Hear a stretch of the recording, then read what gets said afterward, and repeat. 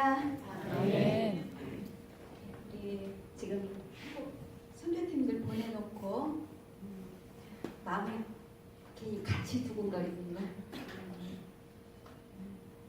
함께 돌아오는 날까지 기도로 영적인 힘을 보태주시기 바랍니다. 자, 오늘은요 책의 6쪽을 펴세요. 6페이지.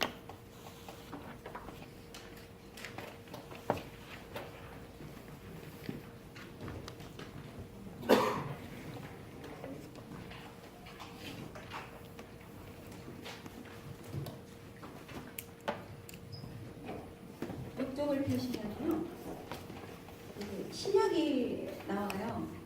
원래는 이제 구약을 다 배우고 그리고 신약을 배우게 될 텐데 지금은 왜 이 신약이 나오느냐면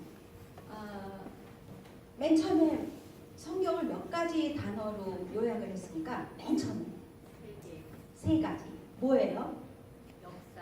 역시 체하는 사람들이 예쁘긴 예쁘더라 해서 세 개로 해서 역사, 체험, 예언 세 가지로 나눴죠. 그 다음에 세 가지 단어로 나눈 거를 8가지 단어로 나눴어요. 구약의 4개의 단어, 신약의 4개의 단어. 그쵸? 그렇게 8개로 나눴는데 지난주까지 배운 게 구약의 4가지 단어였어요. 역사 부분에서 2개로 갈리고 나머지 체험 부분과 예언 부분은 그대로 가고 해서 구약의 율법서, 그 다음에 역사서, 시가서, 예언서 요거를 끝냈단 말이에요. 아웃라인이에요. 요것도. 그 다음에 이제 8가지 중에 반쪽인 신약의 4가지가 지금 나오는 거예요. 이제 그게 뭐예요? 맨 처음에 역사 부분, 신약의 역사 부분 2가지로 나눈 거, 복음서와 역사서. 근데 요 역사서는 신약은 한 권밖에 없다 그랬죠. 어디? 사도행전 하나밖에 없다 그랬어요. 근데 체험 부분이 엄청 많죠. 뭐예요? 무슨 서 서자 붙은 거, 서신서. 그리고 예언서 마지막 나온 거 딱 한 권, 요한계시록. 요것을 오늘 설명을 드리려고 해요. 그러면 복음서부터 말씀을 드리겠습니다. 아시다시피 복음서는 누구에 관한 책입니까? 예수님이죠. 예수님. 구약에 너희에게 메시아를 보내주겠다 계속 예언을 하셨어요. 그는 어디에서 나실 것이고 어떻게 자라가실 것이고 어떻게 사역하실 것이고 어떻게 고난받으실 것이고 어떻게 죽으실 것이고 살아나실 것이며 승천하실 것이며 장차 다시 오실 것까지 구약에 이미 예수님에 관해서 예언이 되어 있어요. 그러면 구약에서도 비록 예수라는 단어는 안 나오지만 구약의 주인공이 누구라는 얘기예요? 예수님이죠. 신약의 주인공만 예수님이 아니에요. 구약의 주인공도 예수님입니다. 그러니까 우리는 성경 66권을 전체를 다 예수님에 관한 책이라고 인식을 하고 읽어야 해요. 제가 집사님들이 요구하셔서 따로 성경 공부를 이제 앞으로 좀 제가 조금만 체력이 보강되면 할까 하고 있는데 뭘 할까 생각해보다가 이걸 해보면 어떨까 하는 힌트가 하나 떠오른 게 뭐냐면 이거예요. 성경 66권에 나타난 그리스도. 그걸 한번 함께 찾아보면 어떨까? 재밌을 것 같지 않아요? 그것도? 그게 싫으시면 다른 걸로 해도 되고요. 어찌됐건 신구약 66권에는요 다 그리스도가 박혀 있어요. 밤하늘에 촘촘히 빛나는 별처럼, 보석처럼, 금빛 가루처럼 신구약 66권에 촘촘하게 예수님이 박혀 있어요. 그 예수님을 우리는 성경을 읽으면서 찾아낼 수 있어야 돼요. 보내주겠다 약속하셨으면, 하나님이 보내주겠다 약속하셨으면 보내셨겠어요? 안 보내셨겠어요? 보내셨죠, 당연히. 그래서 오셨잖아요.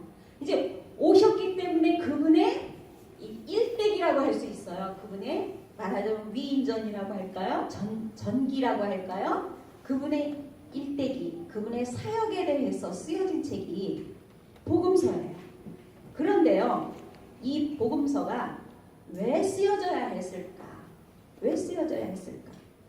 첫 번째로는요, 나중에 이제 복음서가 쓰여진 배경에 대해서는 각권 공부할 때 이제 자세히 설명을 드릴 거고요. 무엇보다도요, 마태복음 5장 17절을 보면 이런 말씀이 나와요.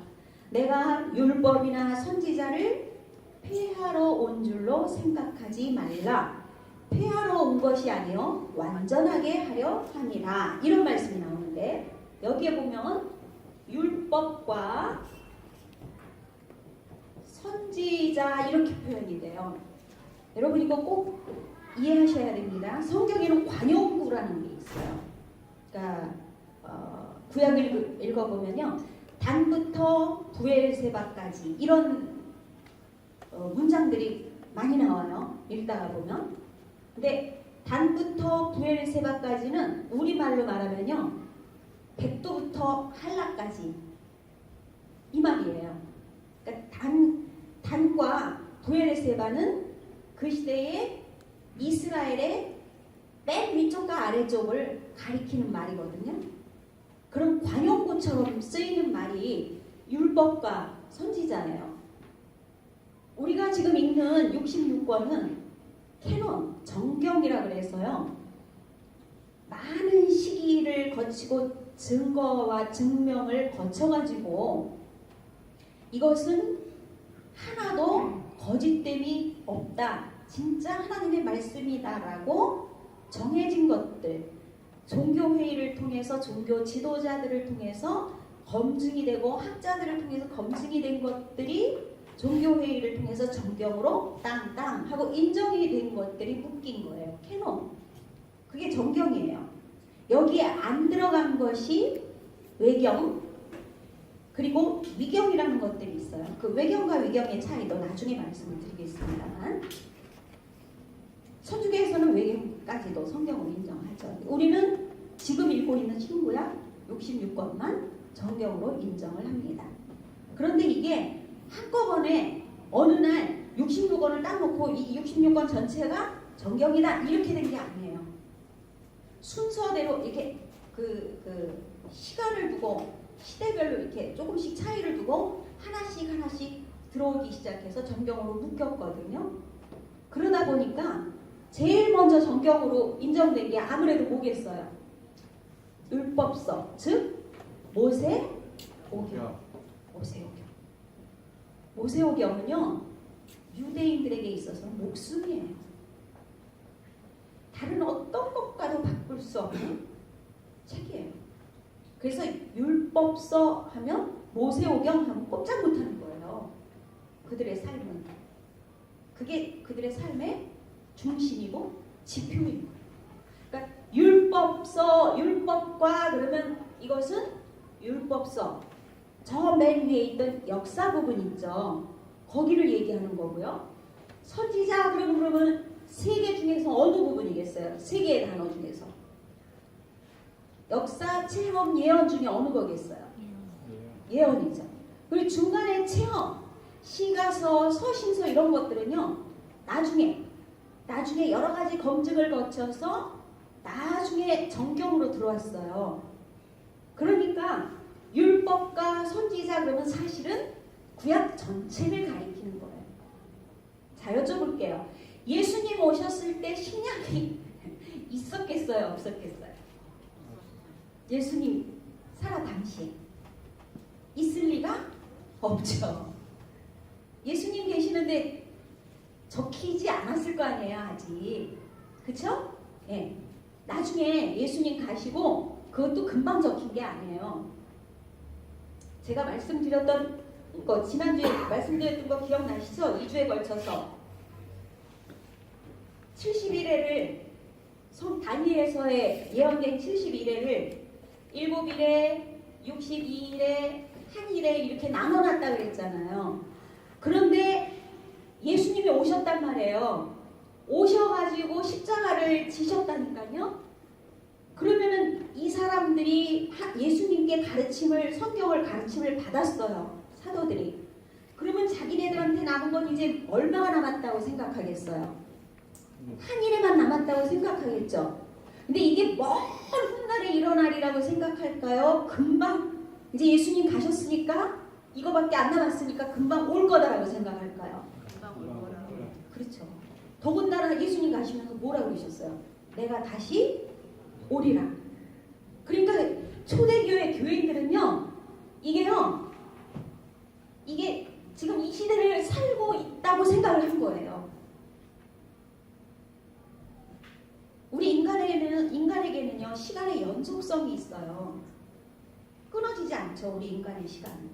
그런데요, 하나님은 시간을 만드신 분이에요. 시간과 상관이 없는 영원을 사는 분이에요. 영원부터 영원까지 계시는 분이세요. 그렇기 때문에 베드로 사도가 뭐라 그랬어요? 하나님께는 하루가 천년 같고 천년이 하루 같음을 잊지 말라. 하나님께서요, 요걸 이렇게 바로 와야 되는 이걸 늘려놓으신 거예요. 늘려놓으신 거예요. 언제인지 몰라요. 이건 하나님만 아셔요. 근데 요게 끝나고 나면은 요게 한일회가 시작이 된다니까요. 근데 그때까지는 여기 대피선에 유대인들이 가 있고 요게 누구 시대라 그랬어요? 이방인의 시대. 즉 우리 지금 교회 시대. 우리 이방인들을 위해서 존재하는 시대란 말이에요. 시간의 연속성을 끊어놓으시고 하나님께서 이방인들 너무너무 불쌍한 한 영혼이라도 더 지옥 가는 걸 막기 위해서 이방인들을 건지시기 위해서 허락하신 늘려놓으신 시간이에요, 이게. 그런데 한일회가 남았단 말이에요. 그럼 요 한일회가 올 때 아무 징조도 없다가 갑자기 탁 오느냐? 아니죠. 성경에 예수님께 제자들이 세상 끝날에 금방 올 것 같이 얘기하셨으니까 무슨 징조가 있겠습니까? 여쭤보죠. 그러니까 예수님께서 뭐라고 그러셔요? 이러이러한 징조들이 있을 것이다. 먼저 미혹하는 일이 있을 것이고, 그게 예수님께서도 얘기하셨지만 사도 바울도 분명히 얘기해줬어요. 자, 한 번만 찾아볼게요. 데살로니가 후서로 가봅시다.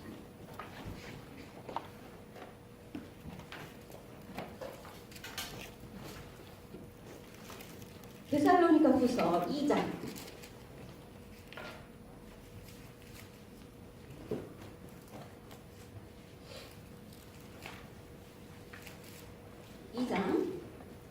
3절 4절. 자, 같이 읽을까요? 337쪽입니다. 신약의 2장 3절 4절 시작. 누가 어떻게 하여도 너희가 미혹되지 말라. 잠깐요. 왜 미혹되지 말라고 하셨을까요? 이게 뭐냐? 1절을 보세요. 우리 주 예수 그리스도의 강림하심과 우리가 그 앞에 모임에 관하여 이렇게 나와요. 즉 재림과 휴거의 시간이 있다 이 말이에요. 그런데 그 재림과 휴거의 시간이 언제냐? 그것에 대해서 너희를 미혹할 거라 이거예요. 그래서 있었던 사건이 제일 유명한 사건이 뭐예요? 예? 다미성교회. 그 난리가 났던 다미성교회. 성공 작전이었죠, 마귀가. 진짜가 있기 때문에 가짜가 있다니까요. 다이아몬드가 비싸니까 가짜가 있는 거예요. 예. 싸구려에 가짜가 있을 리가 없죠. 진짜 재림이 있기 때문에 마귀가요 가라지를 심어놓는 데니까요. 그래서 다미성교회 사건 있고 나서부터 그 작전이 성공을 해서 교회에서 재림과 휴거에 관해서 얘기하면 에? 재림? 에? 휴거? 눈이 동그래져요. 그러면서 자꾸 재림과 휴거에 대해서는 설교가 줄어들기 시작했어요. 이게 마귀의 작전이에요. 그런데 미혹하는 일이 있을 것이니까 거기에 속지 말라 얘기하면서 그 다음에 뭐라고 해요? 미혹되지 말라 하면서 그 다음에 시작.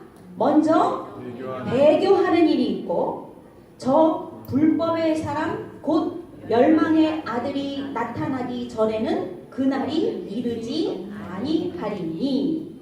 자 보세요. 먼저 첫 번째 뭐가 있대요? 배교하는 일이 있고, 두 번째 누가 나타난다는 거예요? 불법의 사람 멸망의 아들은 누구를 얘기하는 거예요? 적그리스도. 요한계시록에 나오는 적그리스도, 가짜 그리스도. 내가 그리스도다. 나중에는 성전에 앉아 내가 하나님이다. 그 4절에 나와요. 읽어보세요. 4절 시작. 그는 대적하는 자라 신이라고 불리는 모든 것과 숭배함을 받는 것에 대항하여 그 위에 자기를 높이고 하나님의 성전에 앉아 자기를 하나님이라고 내세우느니라. 아멘. 어디에 앉아서요?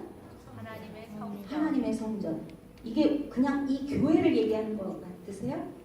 성경에서 얘기하는 지금 하나님의 성전은 지금 어느 성전을 얘기하는 것 같아요? 예루살렘 성전. 지난주에 설명드렸죠? 제3성전 세워짐. 그게 세워진단 말이에요.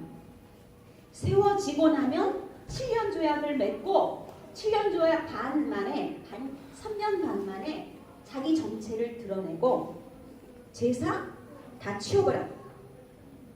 하나님 없어. 내가 하나님이야. 내가. 그리고는 자기가 그 보좌에 탁 앉아서 나 섬겨. 이런다 이 말이에요. 이게 누구라고요? 적그리스도라고. 자 그런데 말이에요. 배교. 지난 그 개역 성경에는 배도 이렇게 나왔어요. 여러분 이게요. 배도는 어느 시대나 있었어요. 배교자들 있었어요. 그러면 이 배교는 한 어느 나라나 지역에 국한된 걸까요? 여기서 말하는 게 전 세계적인 걸까요? 예? 지금 예수님이 강림하실 재림이 가까울 때 제일 먼저 나타나는 징조가 뭐라고요? 배교인데 그러면 이게 한국이면 한국, 미국이면 미국 이렇게 어느 나라에만 국한된 걸까요? 전 세계의 공통적인 사항일까요? 전 세계적인 거죠. 전 세계적인 배교가 이제까지 있었어요? 없었어요? 아직까지는 없었어요. 그런데 그 징조가 지금 나타나고 있어요? 안 나타나고 있어요? 나타나고 있죠. 뭐예요? 종교 통합 운동. 종교 통합 운동. 그래서 우리나라에서 WCC 열렸잖아요. 하나님이요. 요 조그만 동방에 요 한 끝 요 나라에 세상의 골목마다 제가 어느 때는요. 저쪽에 있을 때요. 어느 골목을 지나가다 이렇게 봤더니 무심코 봤는데 그냥 작은 동네 골목인데요. 이렇게 보니까 이쪽에 십자가가 3개, 이쪽에 4개. 큰 대로변도 아니에요. 골목이에요. 골목인데 여기에 3개, 이쪽에 4개. 여러분 일본에 가보신 분들이 얘기하는데요. 일본에 가서 교회 한번 가서 찾아가서 예배 드리려면 1시간, 2시간을 헤매야 됩니다. 일본에서 한 50명 모이면 굉장히 큰 교회라고 얘기하더라고요. 우리나라는 어때요? 문 앞에만 나가면 교회가 보여요? 안 보여요? 보여요. 이 이스라엘에서 멀리 떨어져 있는 동방의 한 끝에 그것도 지구본 놓고 돌리면 한참 이렇게 찾아야 보이는 뾰족 나와 있는 요 땅. 여기에 공항에서 내리면은 밤에 내리면요 영종도 거기에 오면서 보면은 그냥 빨개요. 뭐로요? 십자가 빛으로. 축복 받았어요? 안 받았어요? 선택 받은 거예요? 안 받은 거예요? 우리나라가? 받았어요. 선교할 수 있는 나라로 하나님께서 세워주셨단 말이에요. 그런데요, 여러분 기억하세요? 신사참배 우리나라가 옛날에 가결했죠. 교단 차원에서, 총회 차원에서 가결을 해버렸죠. 그리고 나서 하나님이 내리신 심판이 뭐였어요?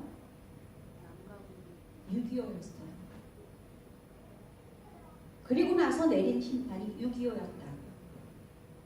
그런데 하나님의 축복을 받고 다시금 세워진 이 나라가 총회를, WCC 총회를 우리나라에서 열었어요. 그리고 우리나라에 내노라 하는 큰 교회 목사님이 앞장서서 총회장을 했고 그 WCC를 이끌었어요. 그리고 이제 교단 차원에서 결의를 하고 그렇게 세워진 교회들마다 그 교단에는 전부 십자가에 이렇게 천을 M자로 둘러놨어요. 이게 뭐라 그랬어요? M이. 마리아를 얘기해요. 뭐예요? 천주교와의 통합을 의미해요. 그런데 교황청, 천주교가 입장을 어떤 입장을 갖고 있는지 아세요?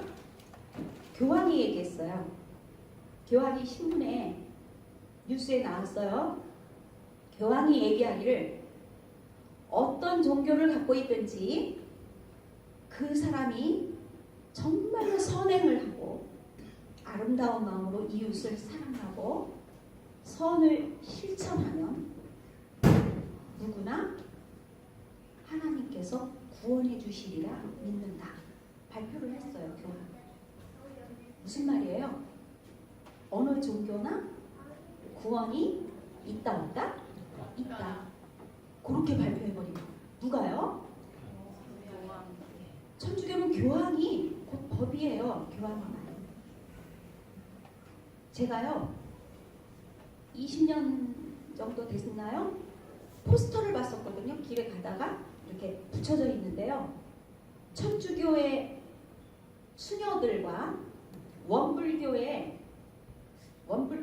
원불교에서는 절에서는 여중을 비군이라고도 하죠. 근데 원불교는 뭐라고 하던가 이름을 잊어버렸어요. 거기에 여자들과 우리로 말하면 전도사예요. 그리고 천주교 수녀, 원불교, 그리고 그 불교의 그 여성들 이렇게요 모임을 갖는데 어떤 모임을 갖느냐? 참선 모임을 갖는다. 그게 20년도 넘었는데요. 제가 충격을 받았겠어요, 안 받았겠어요? 그때 너무너무 충격받은 거예요. 어떻게 이게 가능하지? 천주교 수녀들이 이 사람들하고 할 얘기가 뭐가 있지? 아니, 그 사람들도 성경을 들고 다니는데 분명히 외경이 있긴 있어도 신구약이 분명히 자기들 손에 있는데 여성들하고 만나고 뭐 할 얘기가 있고 무슨 참선을 하지? 여러분 제가요 제가 기도원 간다고 갔다 왔는데 뭐 하러 갔다 왔나 했더니 저기 절에 가가지고 여성들하고 원불교 거기 여성들하고 만나가지고 참선하고 대화 나누고 왔다 그러면 여러분 저 이해해 주실래요? 아 그때 충격받은 거 말도 못했어요.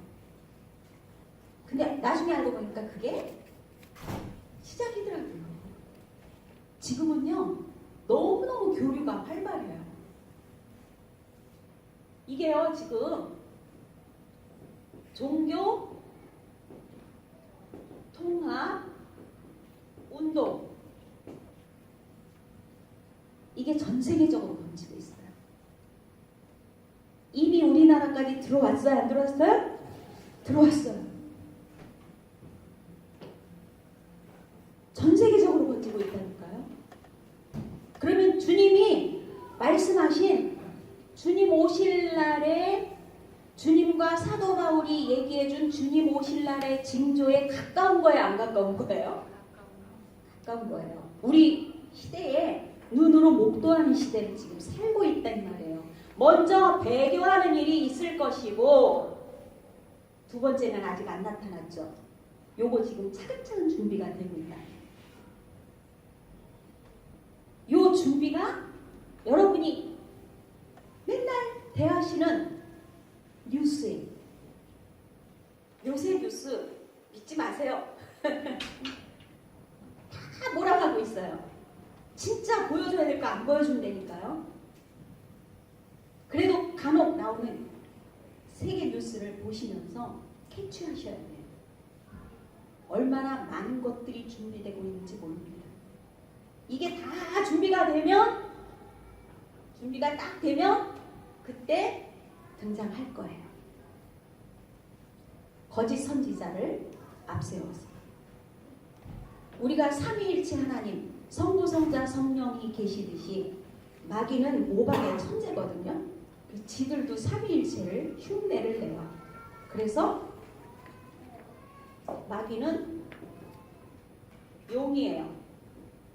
그리고 예수님 대신 요한계시록에 나오는 짐승, 그리고 선지자 대신 거짓 선지자, 성령 대신 성령, 성부, 성자, 성령 대신 이렇게 삼위일체를 만들어 가지고요. 이걸로 마귀의 권세를 완벽하게 짐승에게 주고요. 거짓 선지자가 앞서가지고 사람들에게 이 짐승을 경배하도록 부추겨요. 이분이 진짜 메시아다. 우리의 메시아다. 이거 하게 만들어요. 요게 적그리스도 시대에 나타날 징표예요. 그런데 이게 이제 나타날 지금 준비를 차근차근 다 여러 가지 분야에서 과학적으로도요. 뭐 지금 문화적으로 K-팝은 그냥 장악을 했고요. K-팝은 그대로 완벽하게 장악이 됐습니다. 지금 K-팝 아이들이 막 빌보드 차트 1위에 올라가고 이러는 거 그냥 올라가는 거 아니에요. 걔네가 진짜 실력이 있어서 올라가는 거 아니에요. 다 그 계획 하에 주도 하에 이루어지는 겁니다. 드라마 여러 가지 문화 군사적인 거 경제적인 거 전반에 걸쳐서 지금 준비가 착착착착 되고 있어요.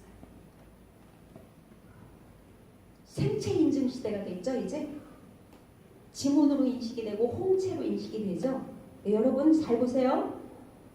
뉴스를 꼭 보실 때 이렇게 보셔야 돼요. 생체 인증으로 지문으로 인증하고 홍채로 인증한다. 너무너무 편하다. 뉴스를 이쪽은 장점이에요. 너무 편하다. 그래서 야 살기 좋다. 근데 요게 뜨면 반드시 여기에 다른 뉴스가 뜨는데 지문으로 문도 열고 지문으로 암호도 이렇게 열고 할 수 있게 해놨는데 어떤 사람이 실험을 했더니 3D로다가 사람 얼굴을 갖다가 만들어서 이렇게 가면처럼 내 얼굴을 3D로 똑같이 만들어 갖고 홍채 인식을 시켜봤더니 되더라. 요거 뉴스에 떴어요. 얼마 전에. 지문 똑같이 만들었더니 열리더라. 단점이 나와요. 이거 좋다 했는데 단점이 나오네요. 그러면 이게 소용이 있어요? 없어요? 없으니까 어떻게 될까요? 이제 그 다음에는 요 장점은 살리되 단점은 없애는 방법으로 나가겠죠? 그죠? 그게요. 차츰차츰 어떤 방식으로 나올지는 몰라요. 이거는 우리가 굉장히 주의 깊게 살펴봐야 돼요. 이거다! 라고 단정하지 마시고요. 하나씩 보시면서 여기에 맞는지 이걸 보시면 나중에 이런 거 전부 다 합한 어떤 것이 나와요. 결국은 그게 뭐가 될 것 같아요? 요한계시록에 나오는 짐승의 표가 되겠죠. 얼마나 때가 가까웠는지 아시겠어요? 그러니까 우리가요, 성경을 볼 때요, 정말로 여러분이 성경만 보실 게 아니고 성경과 함께 지금 진행되고 있는 것들을 보셔야 합니다. 자, 다시 돌아가서 복음서가 왜 쓰여져야 되느냐? 율법과 선지자 그러면 구약을 가리킨다 그랬어요. 율법과 선지자를 폐한다는 말은 없앤다는 거잖아요. 폐하러 오신 게 아니라 그랬죠. 오히려 폐하러 오신 게 아니라 예수님은 이걸 어떻게 하러 오셨다 그랬어요? 완전케 완성시키러 오신 거예요. 그러니까 이 말씀이 그대로 응해야 돼요. 여러분 춘향전을 한번 생각해 볼까요? 예를 들어 볼까요? 춘향이가 옥에 갇혔어요. 변사또에 그 압력에 못 이겨가지고 수청 들라 그러는데 안 되니까 목에 칼을 딱 쓰고 옥에 갇혀 있어요. 근데 얘기가 춘향이의 절개를 지키는 거기서 딱 끝나면 얘기가 완성이 될까요? 안 되죠. 누가 나타나야 돼요? 이몽룡이 나타나야죠. 뭐 하면서 나타나야 돼요?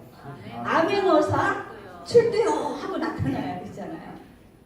그죠? 구약이 예수님 메시아에 대해서 오실 거라고 너희에게 보내주겠다 약속했으면 그분이 오셔야 얘기가 끝나요? 안 오셔도 얘기가 끝나요? 오셔야죠. 주겠다 했으면 그분이 오셔야죠. 오셔야 되니까 복음서부터 다시 얘기가 시작이 되는 거예요. 근데 복음서가 몇 권입니까? 4권이죠. 근데 아까 제가 복음서는 전기 일대기의 성격을 띠고 있다라고 얘기를 했는데 왜 4권이 필요할까요? 복음서 읽어보면 여기도 나오고 여기도 나오고 여기도 나오는 얘기 있어요? 없어요? 어떤 거는 4권에 마태, 마가, 누가, 요한 4권에 다 나오는 얘기도 있고 어떤 건 2권에 나오는 얘기 있고 어떤 건 3권에 나오는 얘기 있고 어떤 건 1권에만 나오는 얘기 있고 그래요. 이것도 나중에 다 이렇게 유인물로 나눠드릴 거예요. 나눠서 다 이렇게 확인시켜 드릴 거예요.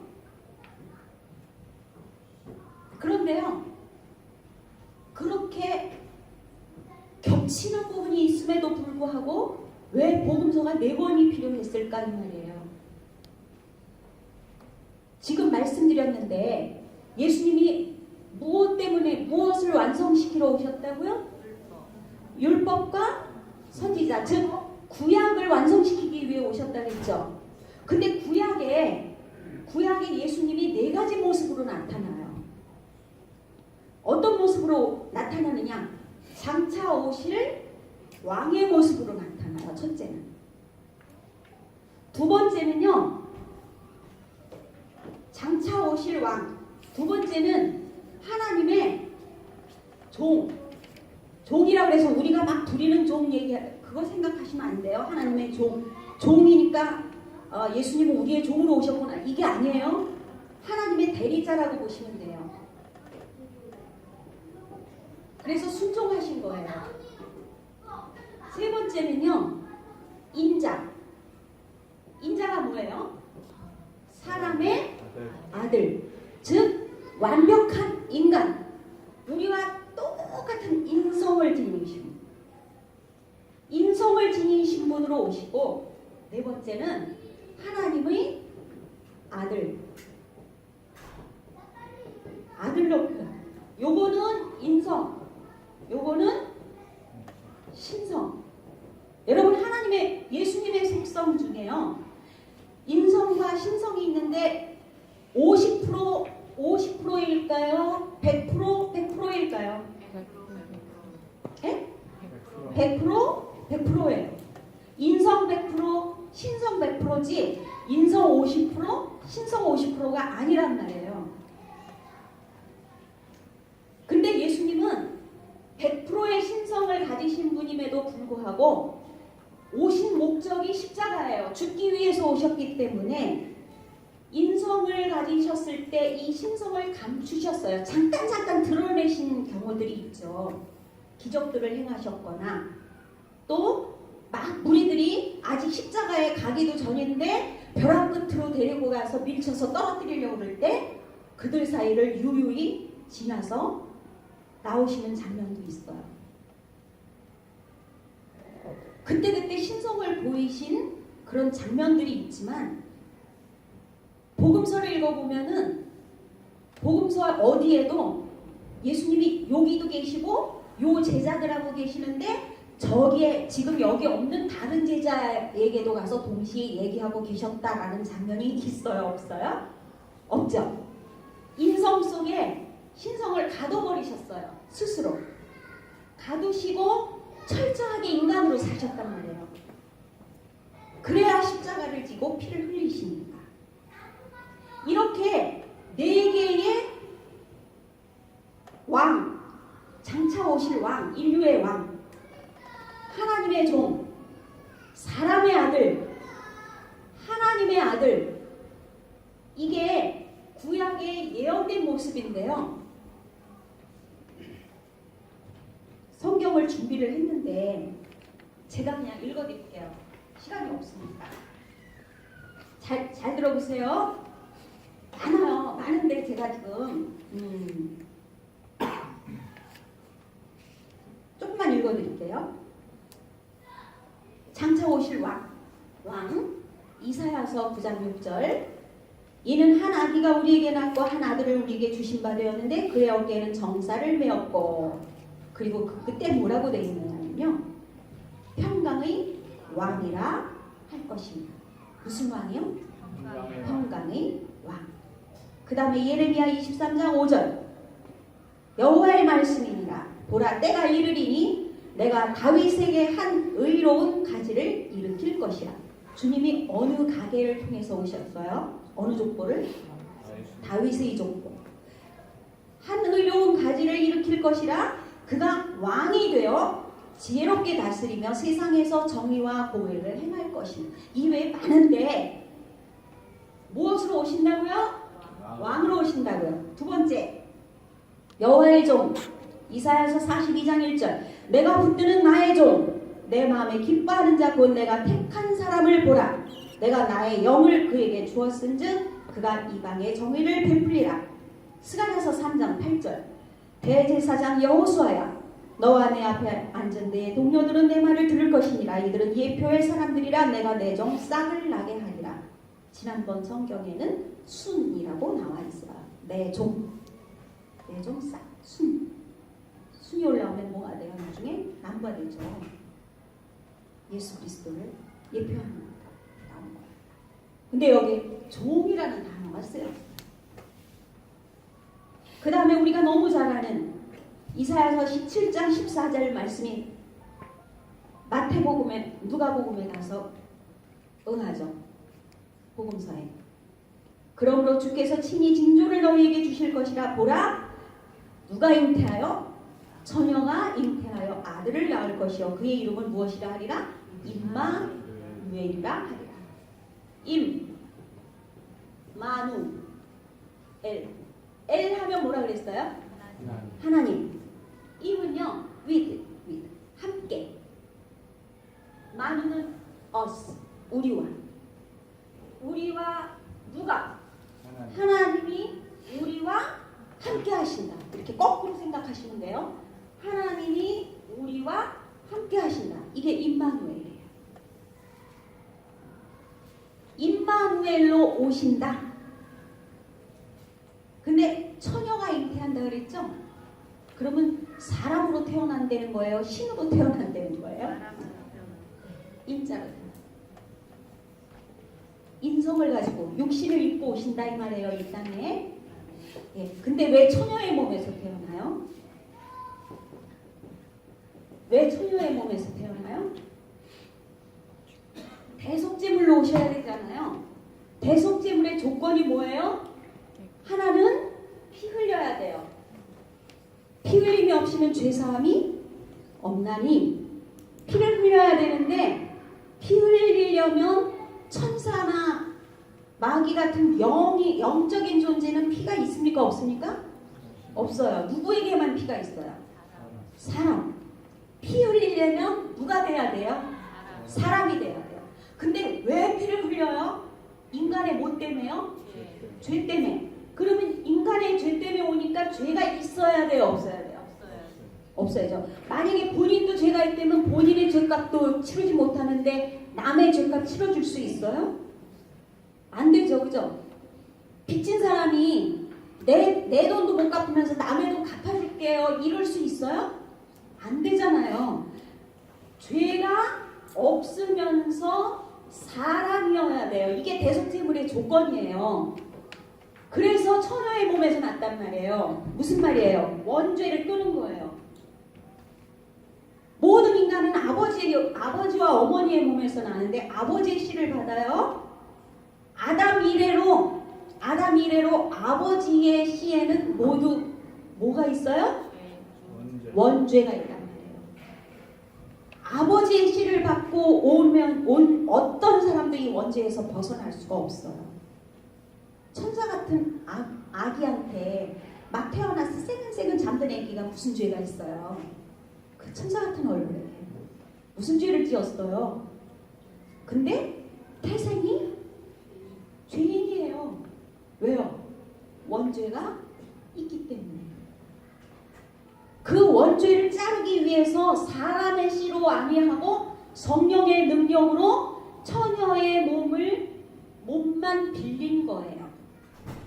그러니까 만약에 마리아가 네가 아들을 낳을 건데 라고 천사가 고지했을 때 그러죠. 제가 남자를 알지 못하는데 어찌 아기를 낳습니까? 그렇게 얘기하죠. 근데 나중에 뭐라 그래요? 주의 말씀대로 이루어지이다. 순종하죠. 근데 그때 마리아가 저는 정혼한 몸이에요. 죽어도 안 돼요. 저 돌 맞아 죽어요. 만약에 그랬다면 예수님이 못 오셨을까요? 아니죠. 그죠? 마리아가 아니라면 하나님이 누군가를 또 택하셨겠죠. 경건한 누군가를 찾으셔갖고 택하셨겠죠. 이해가 되셔요?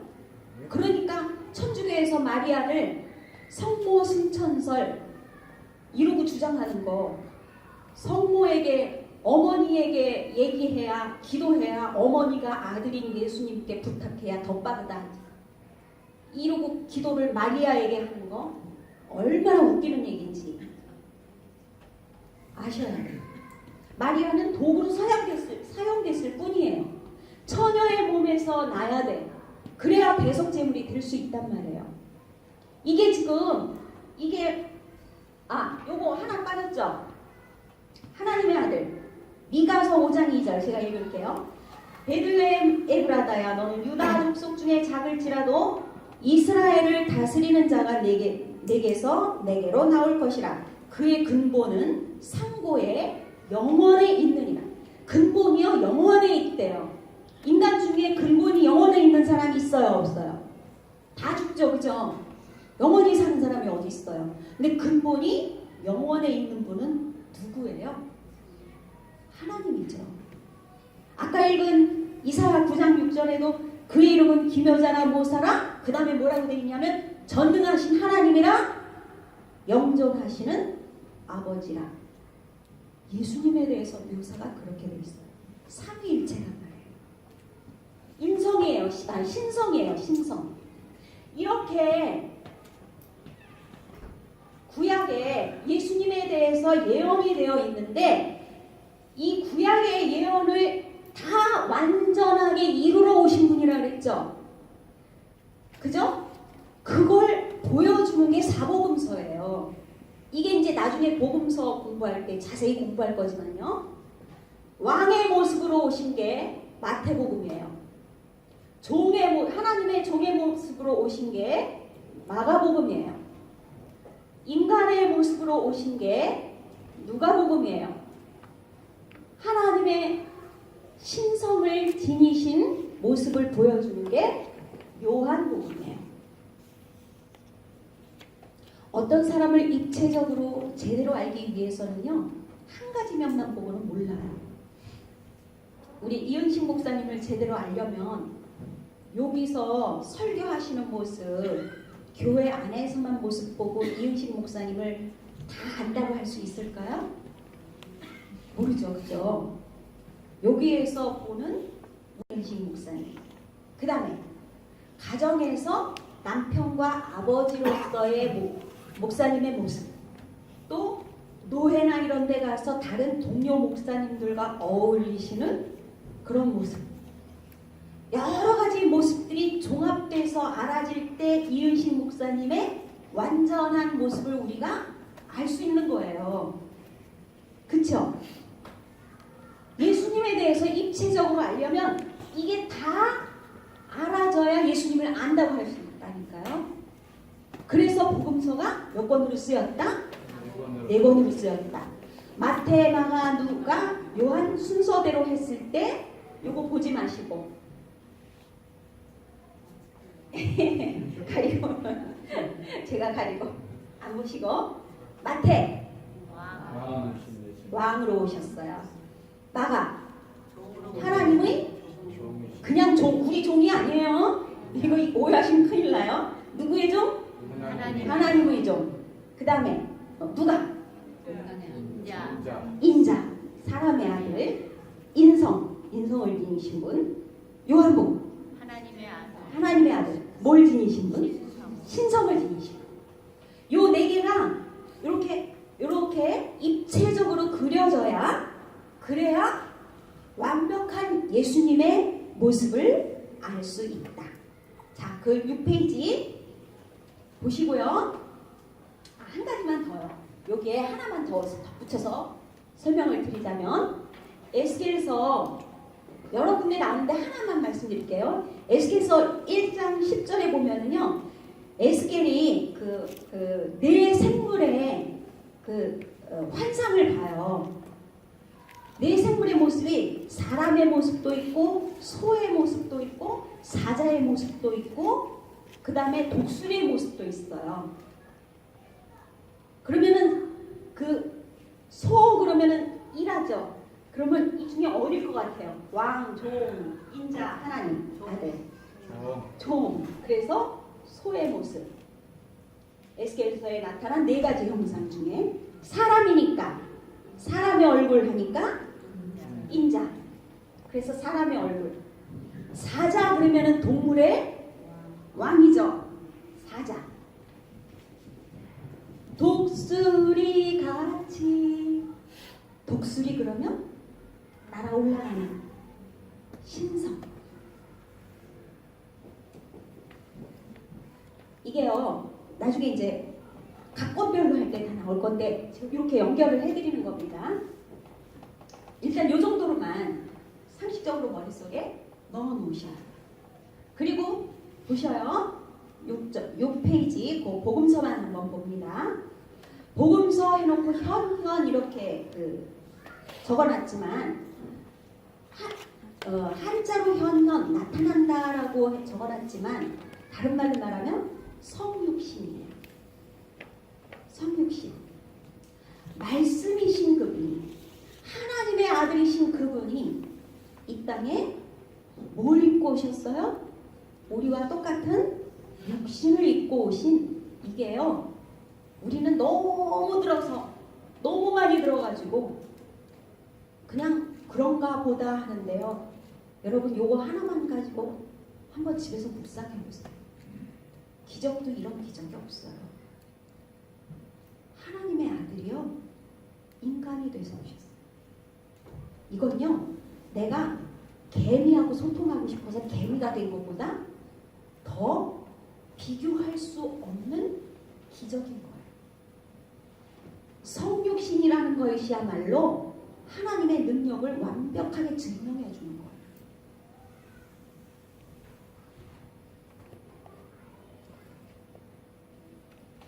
예수 그리스도 할 때 그리스도는 직분이라고 그랬죠? 하나님께서 이 땅에 예수님을 보내실 때 직분을 줘서 보내셨단 말이에요. 그게 뭐예요? 왕과 선지자, 제사장. 이 세 가지 직분을 주셨단 말이에요. 근데 이 땅에 어떤 왕도 어떤 선지자도 어떤 제사장도 완벽하고 완전하고 영원한 사람은 없었죠. 근데 영원하고 완전한 인류의 왕, 너무나 완전해서 인류의 죄를 싹 대속하고 없애주실, 덮어주실 선지자, 제사장. 하나님의 뜻을 완벽하게 인간에게 그대로 나타내 보여주실 선지자. 완전한 왕, 완전한 제사장, 완전한 선지자로 오신 분이 그리스도, 기름 부음을 받은 자.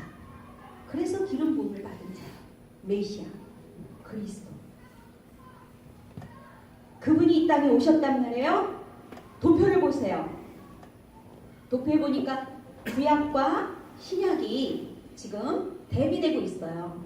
구약은 아까 말씀드렸다시피 앞으로 오실 메시아를 설명하는 거라 그랬죠. 그래서 구약은 뭐예요? 앞으로 오실 예수님에 대한 그림자라고 돼 있어요. 그런데 신약은 그분이 오셨죠. 그래서 그림자가 아닌 뭐예요? 실체. 그리고 구약은 보내주마 했으니까 오실 그분을 어떻게 해요? 기다리죠. 기다려요. 그런데 신약은 그분이 오셨어요? 안 오셨어요? 기다렸던 분이 오셨으니까 공포돼요. 누구에 의해서요? 제일 먼저 세례 요한에 의해서. 보라, 세상 죄를 지고 가는 어린 양이로다. 선포되잖아요. 구약에 계신 하나님은요, 하나님 그러면 저 위에 계셨어요.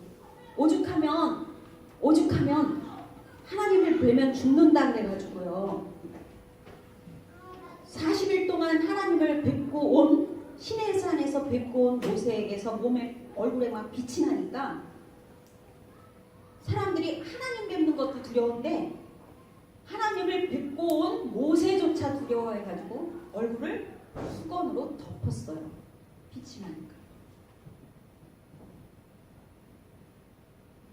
저 위에 계신 하나님. 그런데 아까 임마누엘 적었죠. 임마누엘. 하나님이 우리와 함께 계신. 저 위에 계신 분이세요? 옆에 계신 분이세요? 임마누엘이면 옆에 계시고, 내 안에 계시고 옆에 계셔서 나와 함께 동고동락해 주시고, 볼지어다 내가 문 밖에 서서 문을 두드리노니 누구든지 내 음성을 듣고 문을 열면 내가 들어가 그와 더불어 먹고 그는 나와 더불어 먹으리라. 문을 열면 들어오셔서 떠나지 않고 나와 동고동락해 주시겠다. 임마누엘.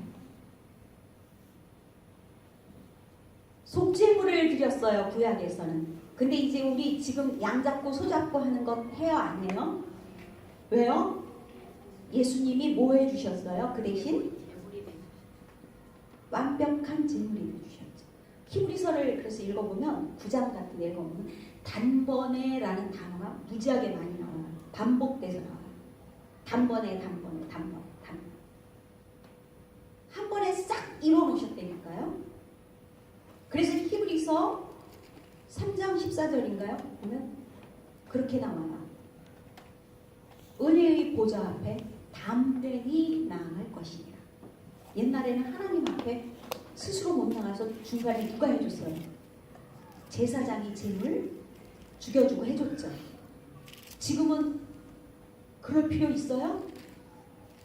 우리 스스로 하나님 앞에 나갈 때 누구 이름으로 나가면 돼요? 예수님의 이름으로 나와서 기도하잖아요. 그렇죠? 이게 바로 속죄물을 드리는 것과 예수님 자신을 희생한 것의 차이란 말이에요. 마지막으로 구약은 예수님을 예비했다면 이제는 나타나시죠. 그래서 현현한 거예요. 성육신.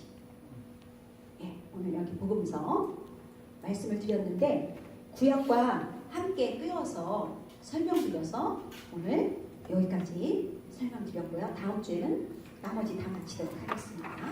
기도하겠습니다.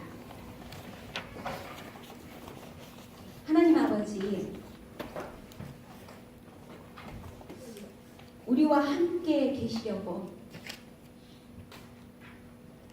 창조주이신 하나님께서 이 땅에 인간 역사의 수채구멍으로 천하디천한 육신의 몸을 입고 이 땅에 오셨습니다.